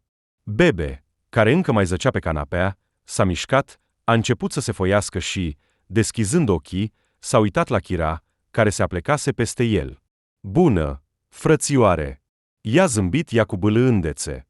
Bun venit acasă! Unchiul Nicolae a locuit în apartament împreună cu Chira și cu nou-născutul său fiu aproximativ o săptămână. Mă voi întoarce la mama, a spus el într-o seară. E ciudat să locuiesc aici. Ești o fată tânără, drăguță. Oamenii pot gândi despre noi tot felul de lucruri. Chira a ridicat din numeri și nu a răspuns nimic. Voi veni să vă vizitez. Unchiul Nicolae a început să-și strângă lucrurile. Nu te îngrijora de bani. O mare parte din salariu o voi da ție și bebelușului. Și voi cumpăra produse după necesitate. În aceeași zi a plecat, iar Chira a simțit chiar o ușurare. Cu copilul, oricum nu avea niciun ajutor din partea lui, și acum nu mai trebuia să stau în fața aragazului pentru a pregăti prânzul sau cina. Chira se hrănea cu ce apuca, nu avea timp pentru nimic. Kiril plângea constant. Probabil simțea că mama nu este aproape. Așa că Chira trebuia să-l poarte mereu în brațe și să-l leagănă, ca să poată dormi măcar puțin. Odată, cineva a sunat la ușă, iar Chira a văzut pe prag o femeie în vârstă, necunoscută, care a intrat fără ceremonie în apartament. Cine ești?" a murmurat Chira. Ce vrei? Unde este copilul?" a întrebat necunoscuta, încruntându-se. Nu ai răspuns la întrebarea mea." Chira s-a așezat în ușă, blocând intrarea în cameră pentru vizitatoarea nepoftită. Cine ești tu?" Mă numesc Tatiana Ivanovna." A strâns buzele. Așa s-a întâmplat că vin să-i aduc bunicii copilul tău." A, s-a bucurat Chira. Deci ești mama unchiului Nicolae? Numai că el nu mi-a spus nimic despre tine. Hai, te voi duce să-l vezi pe nepot. Numai să fii liniștită. Kiril a adormit recent și nu aș vrea să-l trezesc." Tatiana Ivanovna a stat mult timp lângă pătuț, privind bebelușul care dormea, apoi a ieșit din cameră și s-a îndreptat spre ieșire. Nu seamănă deloc cu Nicolae. Și-a aranjat coafura în fața oglinzii. Oricum, știam asta. Fiul meu nu poate avea copii. În copilărie a avut oreion, iar medicii au spus că șansele să devină tată sunt foarte mici. Mama mea nu ar fi înșelat pe nimeni. Chira s-a uitat cu furie la Tatiana Ivanovna. Am văzut cum s-au iubit ei doi, iar medicii pot greși. Dar eu niciodată nu greșesc, a ridicat din numeri Tatiana Ivanovna. Mie Olga nu mi-a plăcut de la început, voia să se strecoare în încrederea mea, dar nu a fost așa. Pe prostul meu fiul poți păcăli, dar pe mine niciodată. Nu îndrăzni să vorbești așa despre mama mea. Chira a călcat cu piciorul de supărare. Ieși afară. Și să nu te mai văd. Eu voi pleca. Tatiana Ivanovna a deschis ușa de la intrare. Dar tu, drăguță, nu te aștepta la nimic. Nicolae nu va întreține un copil străin. O să mă ocup eu de asta. A ieșit pe scara blocului, închizând cu putere ușa în urma ei. În cameră, bebelușul a început să plângă, iar Chira s-a grăbit spre el. Și ce vom face acum? A zâmbit ea printre lacrimi. Deocamdată avem bani, dar mai apoi. A luat Chiril din pătuț și l-a strâns la piept. Nu-ți face griji, bebeluș, vom găsi noi o soluție. Chira se plimba cu căruciorul pe stradă, în care dormea Chiril, când s-a apropiat de ea Olesia Klimova. O, Chira! S-a minunat ea, uitându-se cu atenție în cărucior. Te poți felicita. Ce ai născut, băiat sau fată? Un frate. A zâmbit Chira. A întins Olesia. Așa că acum te-ai înscris la el ca bonă? Ești în concediu sau pentru totdeauna? Pentru totdeauna. Chira a aranjat păturile de pe Chiril. Deci, ai decis să o ajuți pe mama? Continua Olesia să întrebe. Ei bine, este lăudabil. Nu mai am pe nimeni, mama. Chira și-a plecat capul. A murit la naștere, iar eu am decis să-mi cresc fratele singură. Of, îmi pare rău, nu știam. Olesia și-a acoperit gura cu mâna. Probabil că îți este greu. În multe feluri, a răspuns Chira evasiv, dar mă descurc. Poate ai nevoie de ajutor? A propus Olesia. Nu te sfii, spune-mi. Nu, a dat din mâini Chira. Totul este bine. Vecinii mă ajută foarte mult. Au grijă de Chiril când trebuie să mă duc la magazin sau la bucătăria pentru lapte. Au mai vorbit puțin, amintindu-și de cunoscuți comunii, și s-au despărțit, fiecare în direcția ei. Iar seara, Chira a auzit soneria. A deschis ușa și l-a văzut pe prag pe aceeași Olesia și pe Rita Pahomova, cu care a învățat și în aceeași grupă la școala de asistenți medicali. Așa, arată-mi unde este bucătăria, a ordonat Olesia, ca o gospodină. Am adus produse. Trebuie să le punem în frigider. Iar în aceste pungi, a dat din cap spre cele pe care le ținea în mâini Rita, haine pentru bebeluș. Chiar dacă nu sunt noi, sunt curate și călcate. Am sunat la cunoscuții mei, care au copii mici. Iată, ei le-au adus. Pentru început, va fi suficient, iar apoi vom mai aduce ce este necesar. O, fetițe, a început Chira să plângă, vă mulțumesc foarte mult. Credeam că eu și Chiril am rămas singuri pe lume și nici nu mă așteptam să găsesc atât de mulți oameni buni care ne ajută. Am decis să ne luăm în grijă. Olesia a privit cu seriozitate apartamentul. Așa, s-a întors spre Rita. Eu fac curățenie, iar tu gătești. Apoi, ne vom aduna cu toții și vom lua cina. Dar eu ce voi face? Chira s-a uitat neputincioasă la prietene. Mi se pare că este ciudat. De fapt, e timpul să-l spălăm pe Chiril. Așa că ocupă-te de asta.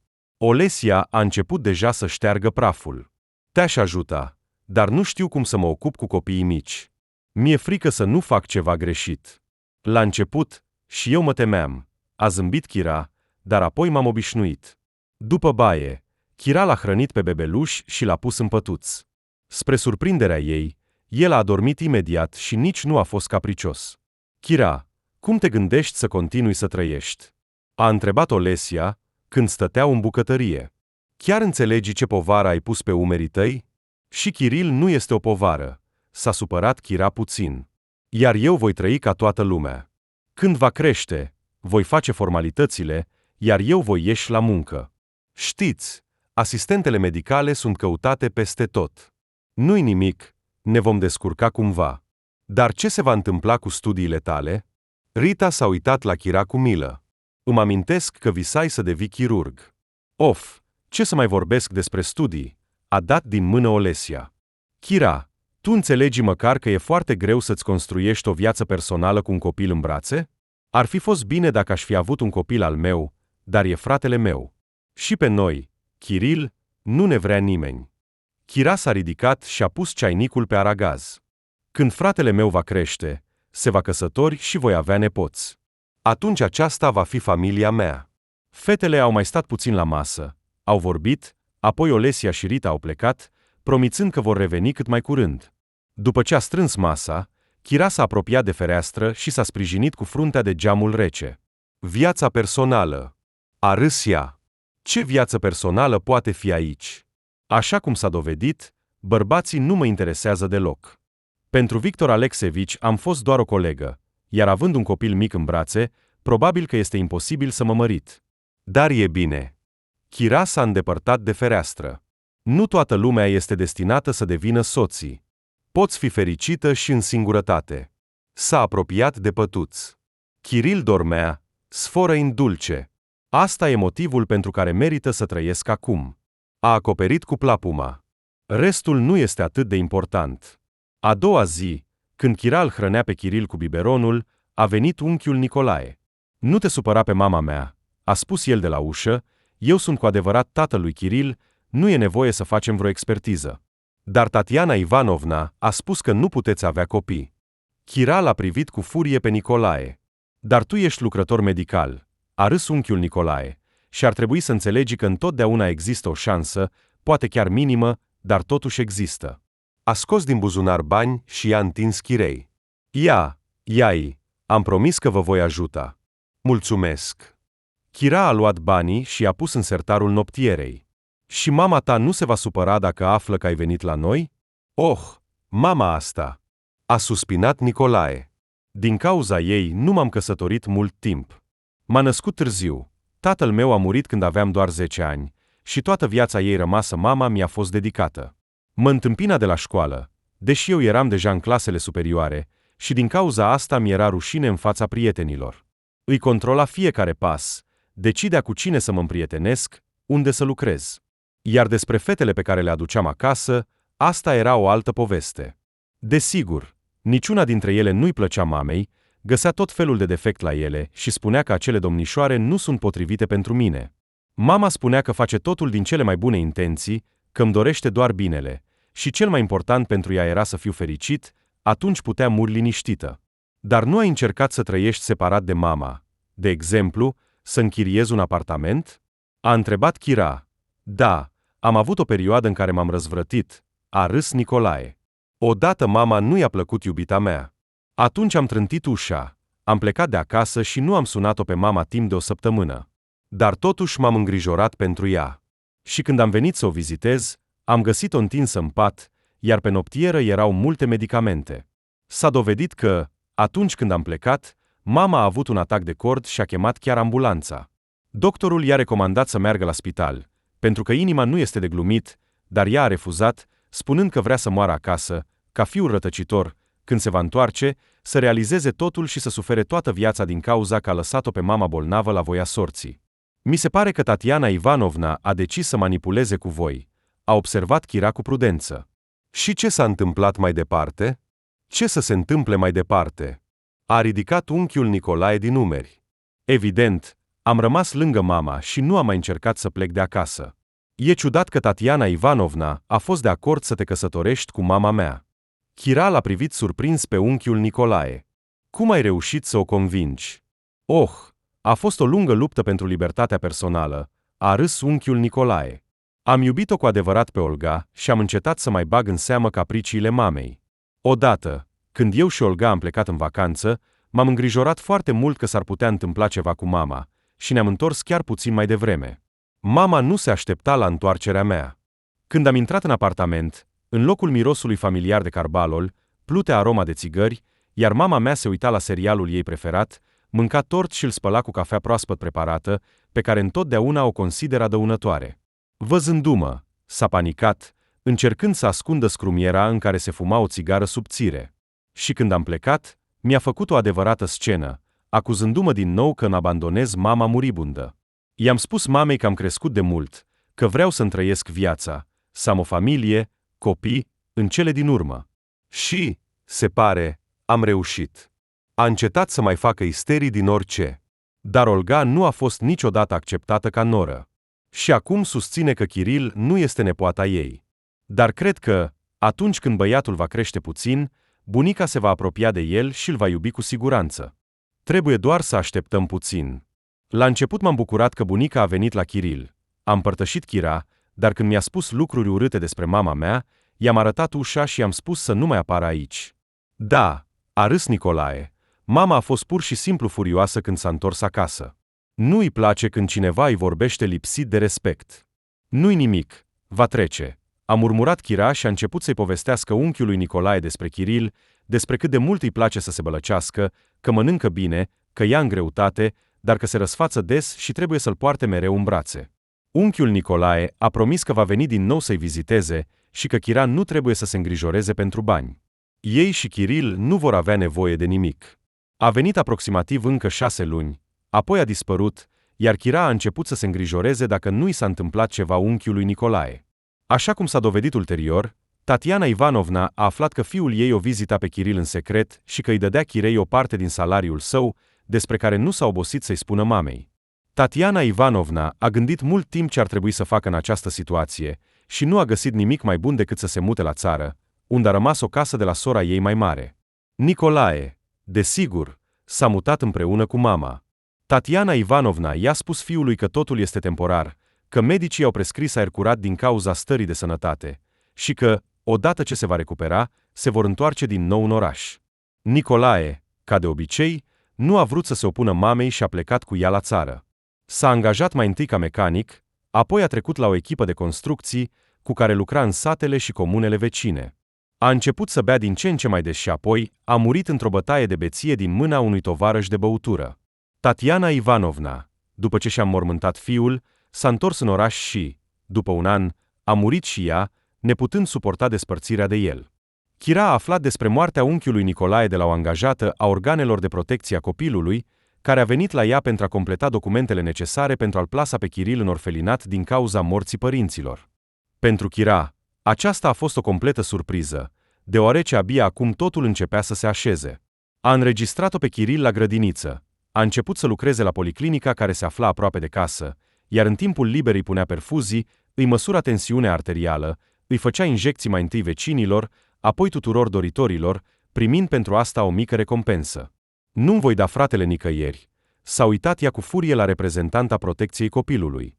El nu va trăi niciodată în orfelinat, cât timp eu sunt pe acest pământ. Dar băiatul nu are părinți, iar conform legii, trebuie să fie plasat într-o instituție de stat, unde îi se va asigura îngrijirea adecvată. Angajata protecției copilului și-a strâns buzele subțiri. Mie indiferent de legea voastră. A strigat Chira. Spuneți-mi ce documente trebuie să vă ofer pentru a ne lăsa în pace. Chira a notat cu atenție lista completă a documentelor necesare pentru a obține tutela asupra fratelui. Adeverință de la locul de muncă, adeverință de lipsă a antecedentelor penale, adeverință medicală, autobiografie. Birocrați. Chira a trântit cu furie ușa după reprezentanta organului de protecție a copilului. Nu, în loc să ajute oameni ca mine, voi doar puneți bețe în roate. Chira a trecut rapid comisia medicală. Nu a avut probleme nici cu autobiografia și cu adeverința de la locul de muncă. Dar confirmarea adeverinței de lipsă a antecedentelor penale a durat o lună. Dar și aceasta a fost obținută. Chira a prezentat toate documentele la organele de protecție a copilului și s-a răspuns că decizia privind numirea ei ca tutore al fratelui mai mic sau decizia de refuz cu indicarea motivului va fi luată în termen de 10 zile lucrătoare. 2 săptămâni, Chira nu și-a găsit locul și chiar a decis că, dacă îi se va refuza tutela asupra fratelui, îl va lua și vor pleca împreună departe, unde nimeni nu îi va putea găsi. Cazul dumneavoastră a fost examinat, a declarat cu un ton rece o femeie severă cu ochelari, când Chira a intrat în biroul ei.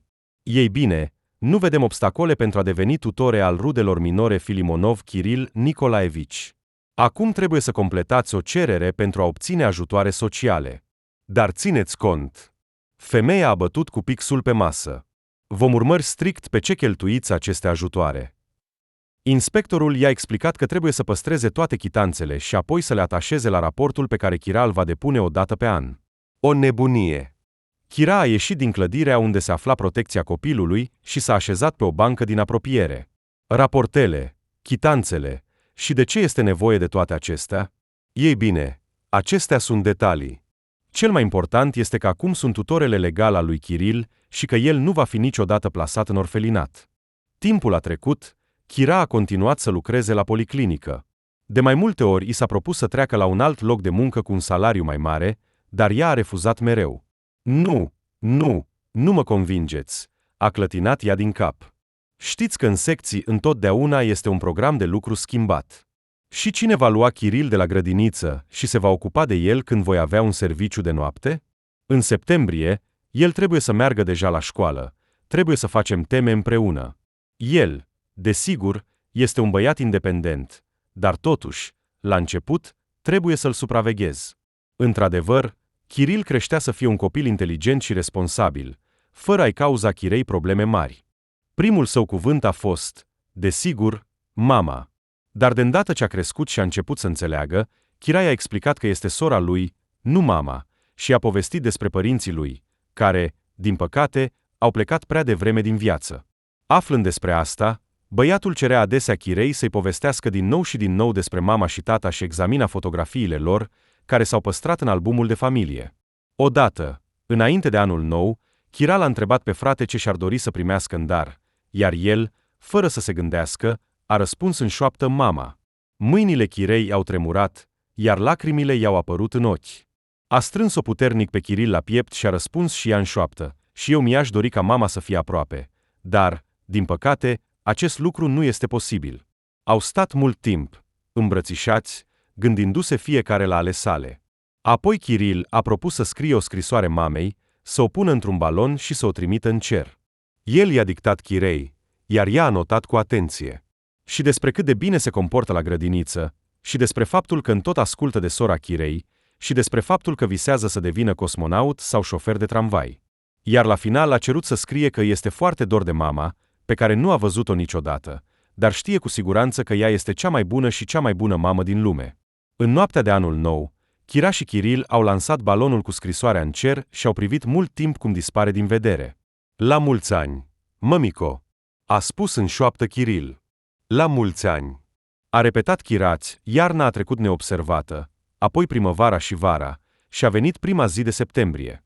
Chira și Chiril stăteau la o cafenea și mâncau înghețată. Astăzi băiatul a început clasa 1 și acum îi povestea surorii cât de mult i-a plăcut la școală. A reușit deja să se prezinte tuturor colegilor, iar învățătoarea, Vera Ivanovna, i s-a părut foarte bună. Chira s-a rugat special să plece de la muncă pentru a-l însoți pe Chiril la școală, iar când l-a întâlnit după ore, au plecat imediat la cafeneaua cu înghețată, așa cum îi promisese. Așadar, unde mergem acum? L-a privit ea cu bâlâândețe pe frate. La film sau în parc? Să ne dăm în carusel? Mai bine în parc. A fost de acord Chiril. Îți amintești că acolo este un lac mic în care înoată lebedele albe? Hai să ne oprim doar la magazin și să cumpărăm o franzelă pentru ale hrăni. Bine, a dat din cap Chira, termină-ți înghețata și hai să plecăm. A scos din poșetă un șervețel și l-a întins lui Chiril. Chira. Cuvșinchina. A auzit din spate o voce de bărbat și s-a întors. La o masă vecină stătea un băiat care îi făcea cu mâna. I s-a părut vag cunoscut, dar nu-și putea aminti unde s-a întâlnit cu el. Mă uitam dacă ești tu sau nu. S-a ridicat și s-a apropiat de masa la care stăteau Chira și Chiril. Bună, Cuvșinca! Nu mă recunoști? Chira s-a uitat atent la băiat și a exclamat cu bucurie. Pavel! Romașa! Ce întâlnire! Cum ai ajuns aici? Da, am decis să sărbătorim prima zi de septembrie cu fiica mea. A aruncat o privire spre masa unde stătea o fetiță cu fundițe mari albe pe cap. Mânca cu poftă înghețată și își legăna picioarele care nu ajungeau la podea. Și eu văd că și voi ați decis să vă răsfățați cu o înghețată delicioasă? Pavel s-a uitat cu interes la Chiril. Trebuie să fie. Fiul tău seamănă foarte mult cu tine. Pur și simplu sunt o copie. Chira nu este mama mea, a intervenit Chiril în conversație. Ea este sora mea, iar mama noastră a murit și acum ne veghează din cer. Așa că noi trăim doar noi doi cu Chira. Și mai avem și o pisică pe care o cheamă Marchis. Este toată neagră, iar lăbuțele și pieptul sunt albe. Chiril. Chira l-a privit sever pe băiat. Oprește-te, nimănui nu-i pasă de viața noastră. De ce nu-i pasă? Pavel a zâmbit lui Chiril. Știu că și eu am avut o pisică în copilărie, pe care am numit-o Leși. Am găsit-o când era pisoi pe stradă. Când se supăra, blana îi stătea în sus și chiar semăna cu Leși. Și despre mama voastră nu știam. S-a întors spre Chira, îmi pare rău. Chira, mergem sau nu? Chiril a tras-o nerăbdător de mână. Ai promis. Unde vă grăbiți așa? A întrebat Pavel. Poate mai comandăm câte o porție de înghețată? Nu, eu nu mai vreau. Kiril a luat rucsacul școlar de pe scaun. Noi mergem în parc cu Kirat. Acolo este un lac în care înoată lebedele și le vom hrăni cu pâine. Poate venim și noi cu Svelana?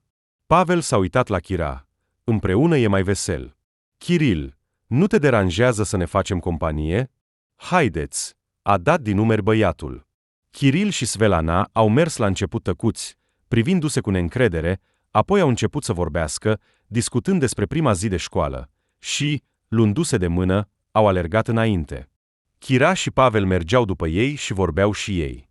De ce mama voastră nu este cu voi? A întrebat Kira. Sau a rămas acasă și pregătește o masă festivă pentru voi? Da, acasă, a dat din cap Pavel. Dar nu știu ce face acum. Problema este că eu și Irina ne-am despărțit acum câțiva ani, s-a recăsătorit și acum așteaptă un copil. Sarcina decurge greu pentru ea, așa că astăzi am însoțit-o pe Svelana la prima zi de școală. Iar după lecții am decis să ne plimbăm puțin și să venim la cafeneaua cu înghețată. Nu-mi văd desfiica, munca nu-mi permite. Iar mâine trebuie să plec din nou în cursă, iar când mă întorc, nu se știe. Și cu ce te ocudi? A întrebat Kira. Îmi amintesc că la școală erai pasionat de mașini, chiar ai frecventat un cerc, parcă se numea Tânărul Șofer. Da, a zâmbit Pavel.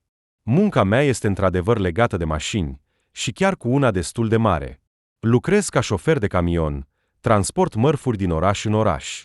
Se întâmplă să fiu trimis și în străinătate. Oh, cât de interesant! A exclamat Kira. Probabil că ai văzut multe. Și mie îmi place să călătoresc, dar din cauza lui Kiril, înțelegi, nu pot să-mi permit asta. Da, munca mea este interesantă, a fost de acord Pavel. Doar că din cauza ei mi-am distrus familia. De ce? S-a mirat sincer Kira. Nu câștigai suficient? Nu este vorba de asta. A făcut el cu mâna. Eram mereu în cursă, acasă eram rar, pe fugă, nu vedeam cum crește fiica mea, iar soția era nemulțumită că soțul lipsește mereu. Desigur, ca femeie o pot înțelege, s-a căsătorit, iar soțul este plecat. Așa că s-a plictisit.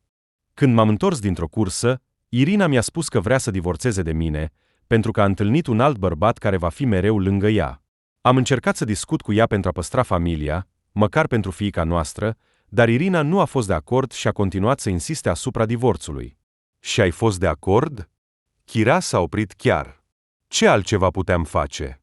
Pavel a ridicat din numeri, și-a strâns lucrurile și s-a mutat înapoi la părinți.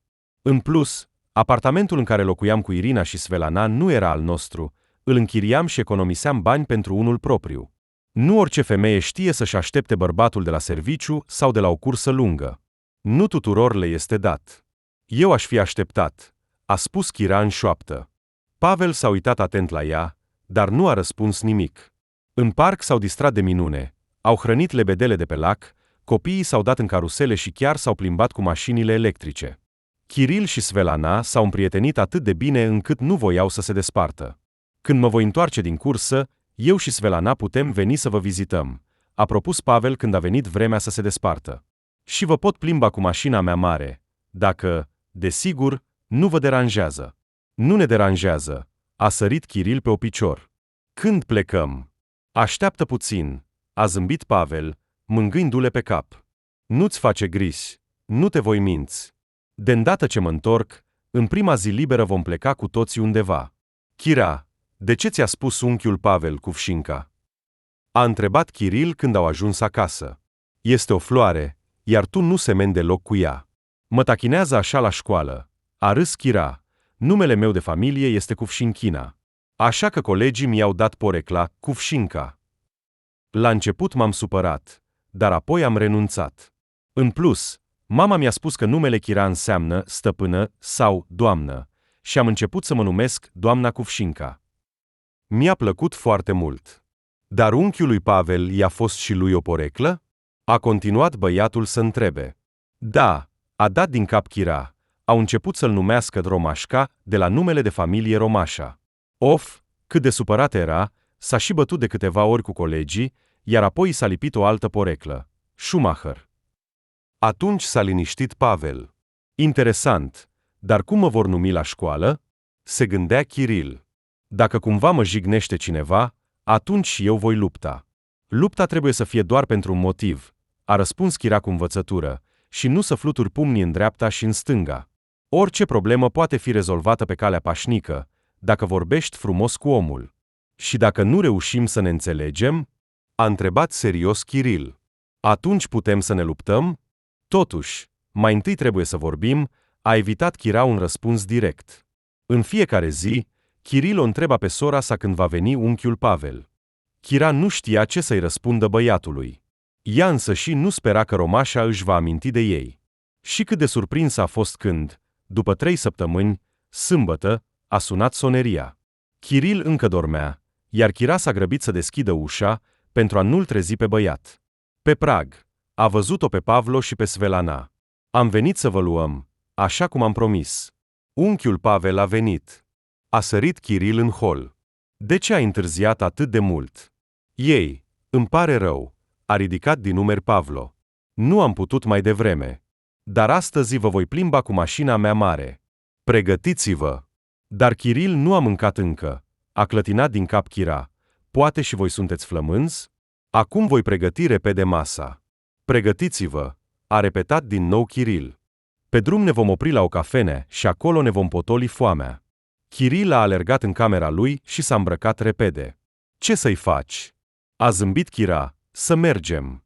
Ieșind pe stradă, Chiril a început să se uite în jur după mașina mare și s-a întristat foarte mult când Pavlo s-a apropiat de o mașină de teren și a invitat pe toată lumea să se așeze în ea. Și aceasta este o mașină mare? S-a întristat băiatul. Unchiule Pavel, m-ai mințit? Liniștește-te. Pavlo l-a bătut pe umăr pe Chiril. Gândește-te singur, cum aș fi intrat în curte cu mânul meu? Toate mașinile ar fi fost strivite aici. Acum ne vom opri la o cafenea, vom lua micul dejun și ne vom îndrepta spre bază, unde ne vom schimba pe o altă mașină. E bine? Se poate și fără mic dejun, a murmurat Chiril, dar s-a așezat ascultător pe bancheta din spate lângă Svelana. În mân, Chiril stătea, ținându-și respirația, admirând totul în jur. Și asta ce este? Și asta pentru ce? Întreba el constant pe Pavlo. Pot să conduc? Pavlo i-a permis să se țină de volan, provocându-i băiatului și mai multă admirație. Acum știu ce voi deveni când voi crește. Chiril s-a întors spre Chira. Voi fi șofer de camion, ca unchiul Pavel, și voi conduce o mașină la fel. Poate că te voi plimba și pe tine cândva. S-a uitat serios la sora sa. Fă-mi această milă. A râs ea. Mai întâi termină școala, iar apoi gândește-te la viitorul tău. După o mică plimbare, s-a oprit din nou la cafenea. Pavlo a comandat prăjituri pentru toți, copiilor milkshake-uri, iar pentru el și Chira câte o ceașcă de cafea aromată. Chiril și Svelana povesteau despre școală, întrerupându-se unul pe altul, iar Chira și Pavel îi priveau zâmbind. Hai să mergem mâine la Aquapark, a propus Pavlo. Următorul meu zbor este abia peste o săptămână, așa că vreau să mă odihnesc bine. La Aquapark! La Aquapark! Au strigat copiii cu bucurie. Ura! A doua zi, Pavlo cu fiica lui s-au întors din nou să ia pe Chira și Chiril, și toți s-au distrat minunat. Mie îmi plăcea de tine când învățam la școală, i-a mărturisit Pavlo. Doar că eu îmi exprimam asta în felul meu, băiețește. Da, îmi amintesc. A râs Chira, mă trăgea de păr, îmi smulgea ghiozdanul din mâini și mă lovea cu el, iar eu alergam după tine.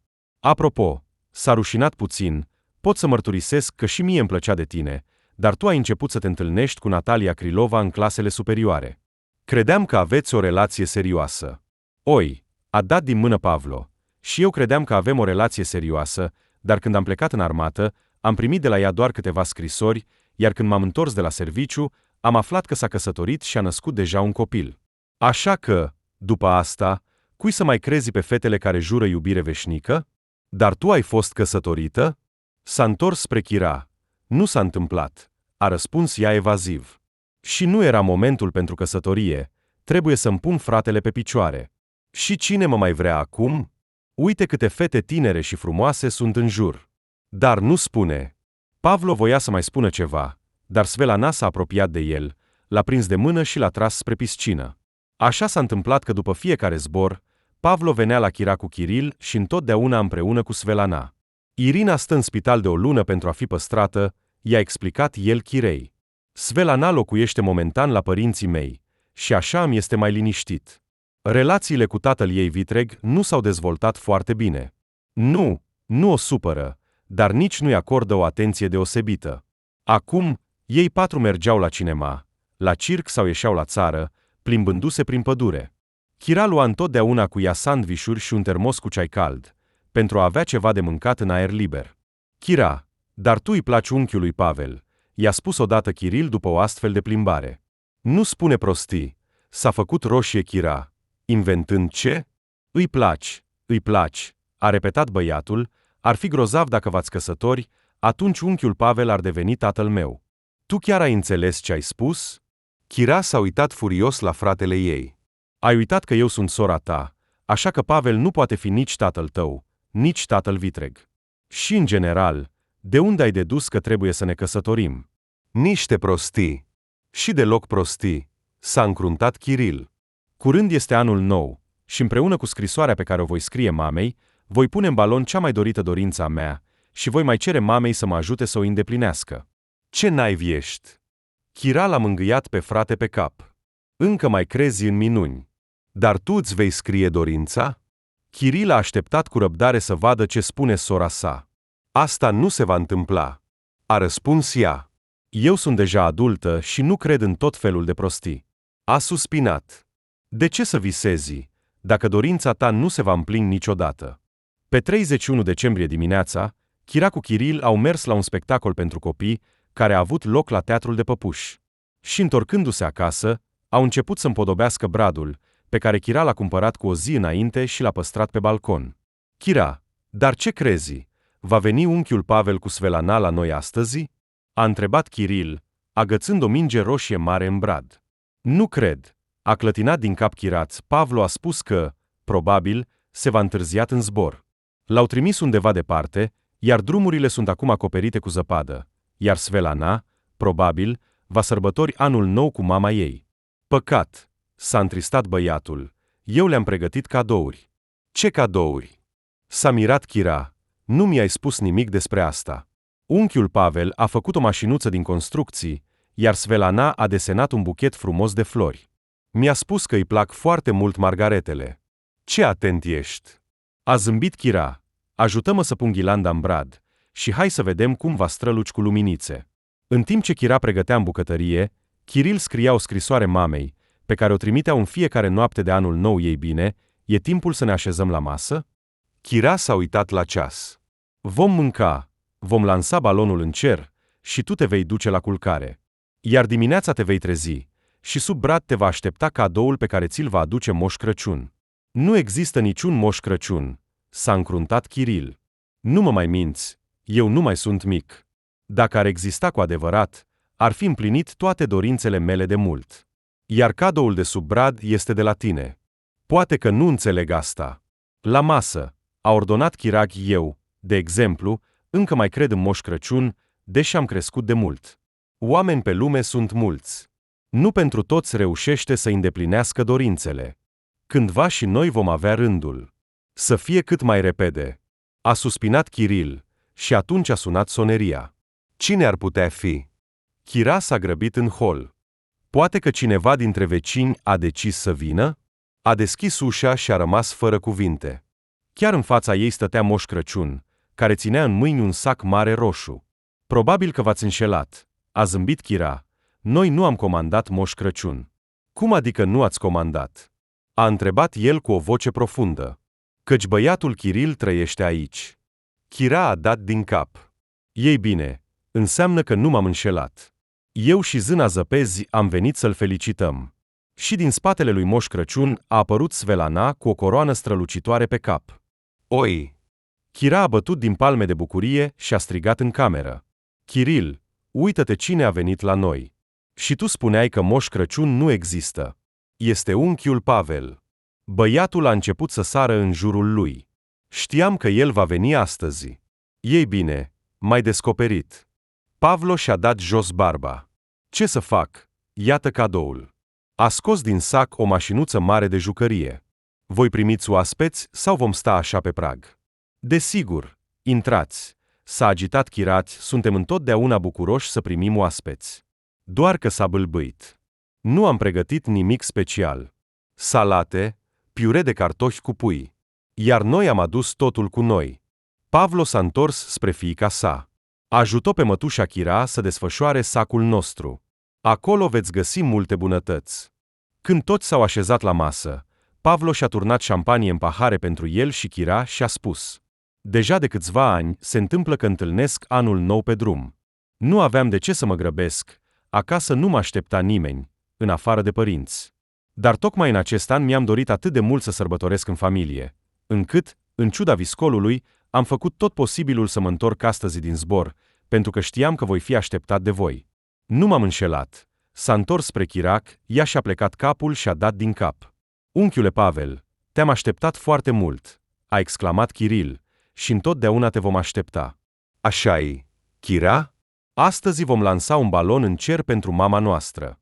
Chiril a alergat în cameră și a adus de acolo 2 foi de hârtie. Am scris o scrisoare mamei, iar în balon voi pune un bilețel cu cea mai dorită dorință a mea. Doar că nu vă voi arăta ce am scris. Grozav! S-a animat Pavlo. Hai să scriem fiecare dorința noastră și să o punem și pe ea în balon și să o trimitem în cer.